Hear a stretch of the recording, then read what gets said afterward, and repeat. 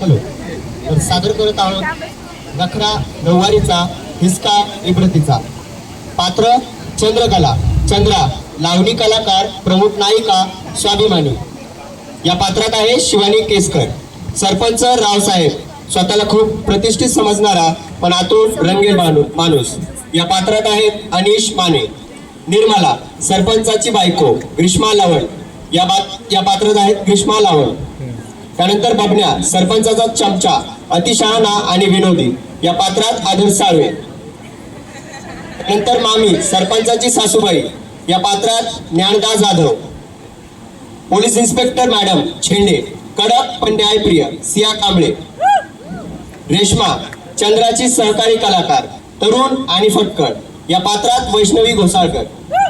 गुणाजी, लावणी फडाचा मालक. या पात्रात प्रतीक डांगवे आणि सहकलाकार नम्रता पुरी. धन्यवाद.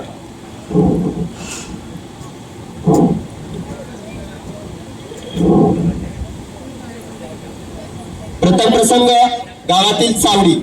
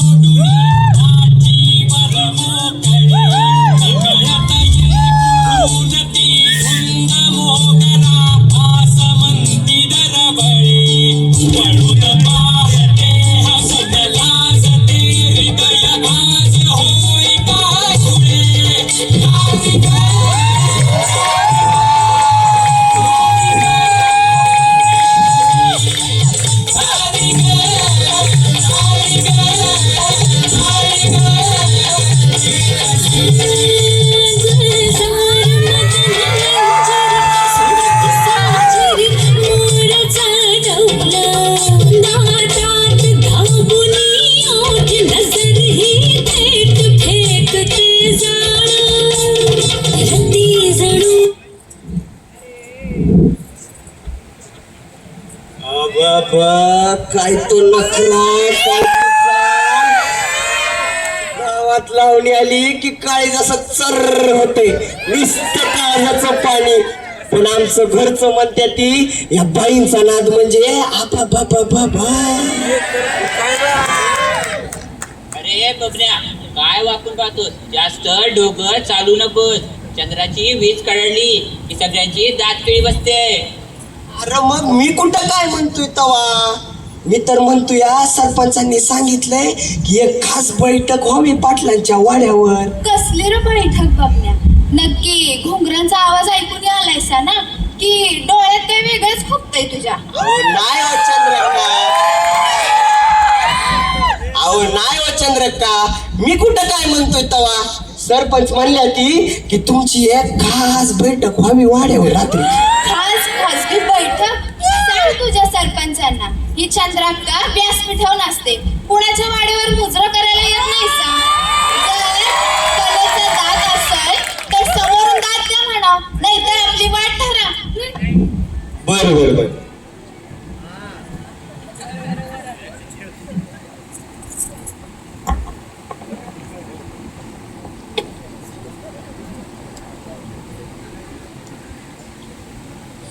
प्रसंग 2, पाटलाचा वाडा.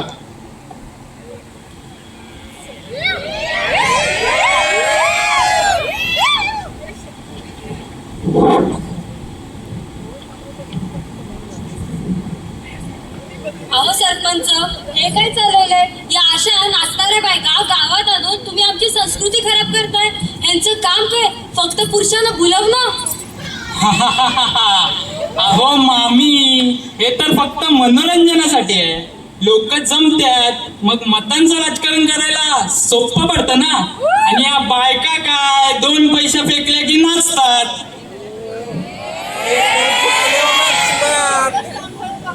ती मुलगी कोणाची तरी फ्रेंड आहे, ती कष्ट करते, तिची ती कला आहे.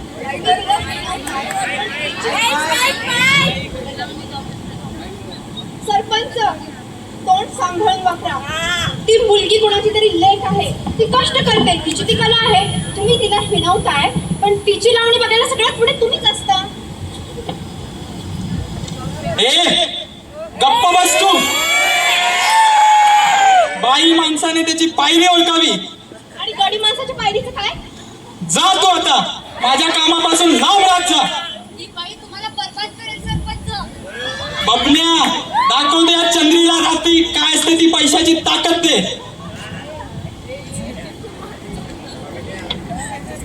हॅलो. हॅलो.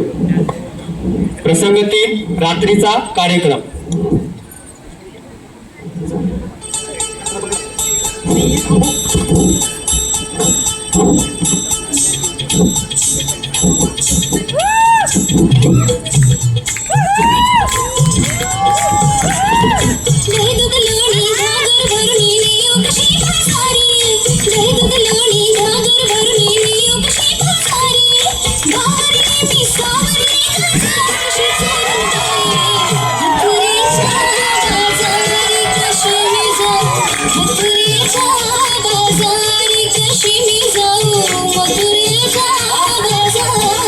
वा चंद्रा वा.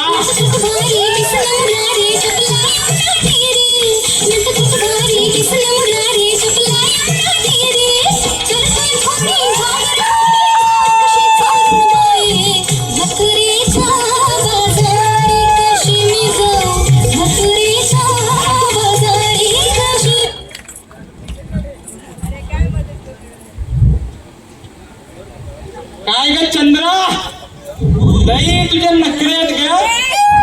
चल माझ्या पाड्यावर, तुला सोन्याने पडवून काढतो ते.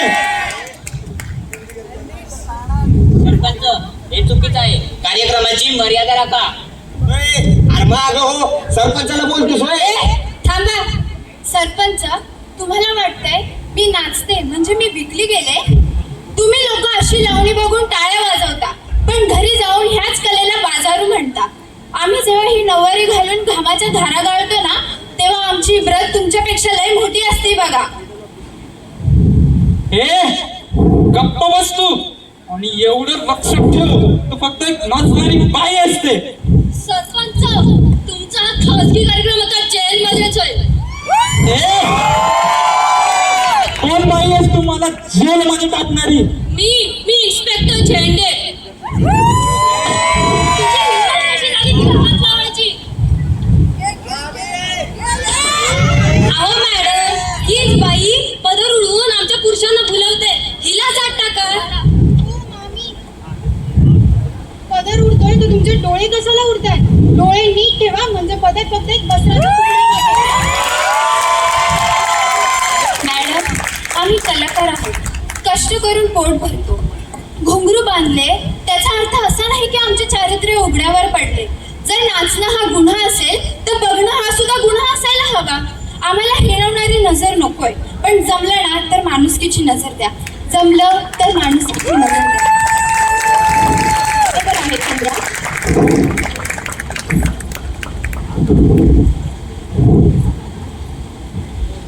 जोवर ही नजर बदलणार नाही तोवर ही कला फक्त एक तमाशाच वाटत राहील. सरपंच, मांडा आता तुमचे पैसे, बघू तरी तुमची इज्जत कितीला विकली जाते ते. चुकलं चंद्रा, का चुकलं? यापुढं कलेला कला म्हणून बघणार, शिकार म्हणून नव्हे. कला तर मग आता खऱ्या अर्थाने टाळ्या वाजवू. कलेचा विजय. कला कोणतीही असो, तिचा आदर करा. कलाकारांचा पेहरावा म्हणजे त्याच्या चारित्र्याचा दाखला नसतो. स्त्रीचा सन्मान हाच खरा संस्कृतीचा पाया आहे.